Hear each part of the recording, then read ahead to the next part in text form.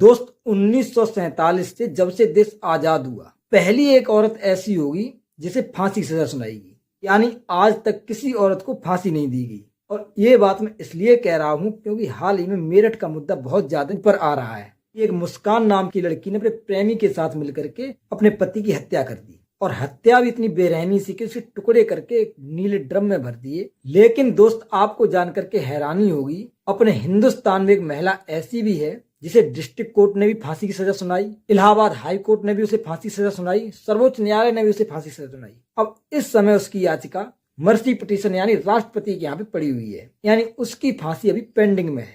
दोस्त उस महिला का नाम है शबनम और इस महिला का अपराध क्या था, इसने अपने प्रेमी के साथ मिलकर के पूरे परिवार को ही मार दिया था, जिसमें 7-8 लोग थे, जिसमें बच्चे और बुजुर्ग भी शामिल थे और उसने सभी को मार दिया। इससे भी ज्यादा हैरानी वाली बात ये थी, सबको मारने के बाद खुद ही पुलिस स्टेशन गई, वहां पे रिपोर्ट लिखवाई कि मेरे घर में रात को डकैत आए और पूरे परिवार को मार दिया।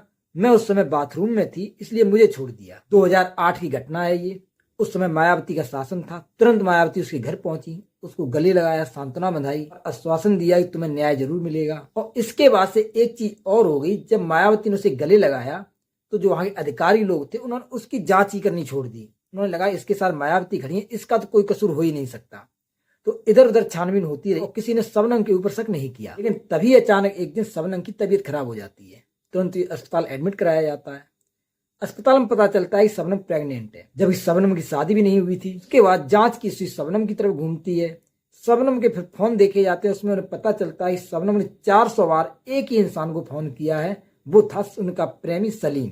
उसके बाद सलीम को पकड़ा जाता है, सारा केस खुल के सामने आता है। इस केस में भारत की पहली महिला ऐसी है शबनम जिनको फांसी की सजा सुनाई गई है। और दूसरा केस ऐसा ही आपको मेरठ में देखने को मिला। और अब मुस्कान के साथ क्या होगा ये तो कोर्ट ही डिसाइड करेगा। हालांकि अभी मुस्कान की यही अपील है कि हमें सजा चाहे जो भी दे दी जाए, लेकिन हमें और साहिल को एक ही जेल में, एक ही सेल में रखा जाए।